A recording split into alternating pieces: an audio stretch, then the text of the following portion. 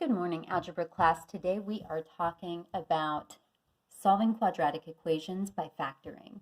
And we did this, you did some of this already yesterday, but they were pre-factored for you. And what we used was the zero product rule, or the zero product property. To do that, let's review what that is. The zero product property says that if I have something like x times y, and that equals 0. That means that either x or y has to be 0. Either x has to be 0 or y has to be 0. Otherwise, there's no way that that can equal 0 as a product unless one of those two is 0. So if we have something like this, 3x times x plus 1 equals 0, we have a product here. We have actually a product of three different things. We have this number 3, the x, and then we have the quantity x plus 1. That is a product of three things. Now we can call this one term, and then this another, that we are multiplying this binomial by this expression, 3x. When we multiply those two together, we get 0. That means that 3x has to equal 0, or x plus 1 has to equal 0. There's no other way that that product can be 0 unless the two of them, one of them has to be 0. And so we solve each of these individual equations and we say x equals 0 or x equals -1 if we subtract 1 from both sides. So we have the solution here, x equals 0 or y equals 0. Here we have the solution, x has to be either 0 or -1 in order for that to be 0. Now what you did in your homework yesterday was something more like this. You had x plus 1, so you had the product of two binomials equals 0, and you split that up into x plus 1 equals 0 into two equations, or x minus 3 equals 0. So you would say x equals -1 or x equals 3. And again, be careful. I know I've mentioned this before, or I know it has been mentioned to you before. Be careful not to try to just answer straight from right up here. So often I have students who, right at the onset, when it's factored like this, they'll say, oh, the answer is 1 and -3. Well, that's not true. You have to create two equations and solve them, which means that the answer is actually -1. And 3, think about that. You have to know what number, when you put it in here, makes a 0. It isn't 1 and -3, just because those are the numbers you see there. Okay, it's the opposite of those. So today we're going to expand on that idea a little bit. We're going to do some things that are not already factored for us. So let's take something like this. We have x squared minus x equals 0, okay? X squared minus x equals 0. Now, I can't just do the square root here because I have this x term. Now, if I had just x squared equals 0, I could just take the square root of both sides, x equals 0. I can't do that because of this x term, or the linear term that I have here. So I have to factor this. Now, take a look at that and tell me how to factor. I need to try to factor. That's the best way to begin this. There are other methods of solving quadratic equations. We're not going to talk about them today, but if it factors, it's a good way to solve the equation.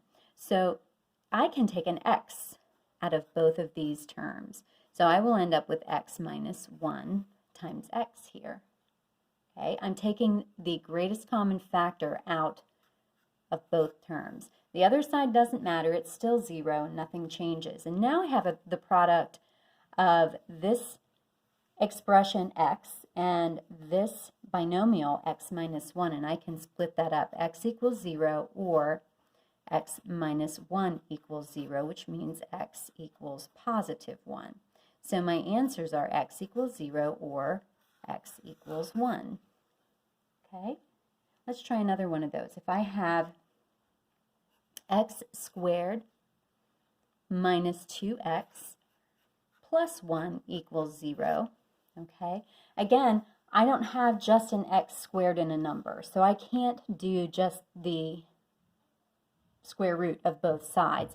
So I need to try to factor. This time I have that 1, so there's nothing that I can take out of the entire expression on this side the way that we did over here. So we can't take out a greatest common factor. However, this is a trinomial that can be factored into two binomials. Now, take a look at your number 1. What two numbers, when multiplied together, give you a positive 1, and when added together, give you a negative 2?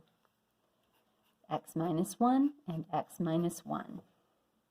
And if you need to, or actually I suggest that you do, FOIL that back out. Make sure that that actually works so that you know you've factored that correctly.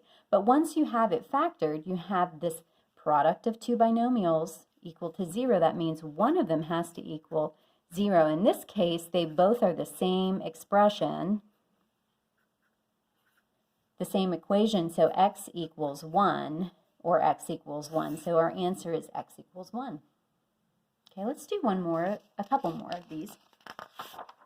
So let's do x squared minus 15 equals 2x. Now I know I have a quadratic equation here because I have a squared on my x. That's my highest power. I can't do square roots because I have this x term. If I didn't have that x term, I would move the 15 to the other side and I would go ahead and take square roots. I can't do that because I have this linear term. So I'm going to try to use my zero product property, but I have no zeros here. So I need to move this to one side. So I'm going to do that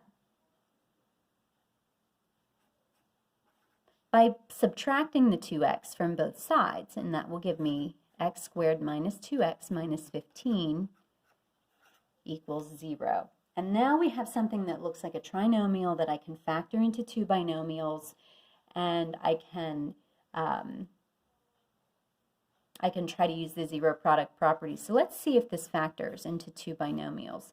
I need something that multiplies to a negative 15 and adds to a negative 2. I know I'm going to have a plus and a minus. I have to, otherwise this won't work. Okay, so I need, how about 5 and 3? So we want the 5 to be negative, the 3 to be positive, and then FOIL that out. Again, check your work. And we can do that over here if you want. We'll have x squared minus 5x plus 3x minus 15. Oops, that's a minus 15. X squared minus 2x minus 15. So that checks. So that's correct. This is factored appropriately. So when I do that now, I can split this up. X plus 3 equals 0, or x minus 5 equals 0. So x is going to equal negative 3, or x is going to equal 5. Again, don't be tempted to just give me the positive 3 and the negative 5. That's not correct. The opposite numbers are actually true. So these are the solutions to this equation. Let's do one more of these. We've got 2x squared minus 5x equals x squared plus 36. Okay, this one looks really weird because we have two x squareds. We have an x term, which is a linear term, and we have a constant term, 36. There are no zeros anywhere. But because I have this squared term, I know that I always want to try and see if I can do square roots. I can't because I have this x term right here. So I'm going to try to move everything to one side so that I have a 0 on the right. And when I do that, I'm going to subtract this x squared from both sides, and I will get x squared. Now I have this minus 5x equals 36, and I don't want this 36 here, so I'm going to subtract the 36 from both sides. And when I do that, I can't combine it with anything on this side, but I'll have x squared minus 5x minus 36 equals 0. And when I factor this out, again, we want to have something that multiplies to negative 36 and something that adds to negative 5. So we'll have x minus 9. We know we're going to have a positive and a negative, a plus and a minus, and x plus 4. And again, FOIL that out. You'll have x squared plus 4x minus 9x minus 36. And then that will be x squared minus 5x minus 36. That checks, so we did that correctly. Now I can set this up into two equations. X minus 9 has to be 0, or x plus 4 has to be 0. And when I solve each one of these, x has to be a positive 9, or x has to be a negative 4. Okay, hopefully this helps you doing a few examples. And if you have any questions, let me know, and I will see you soon.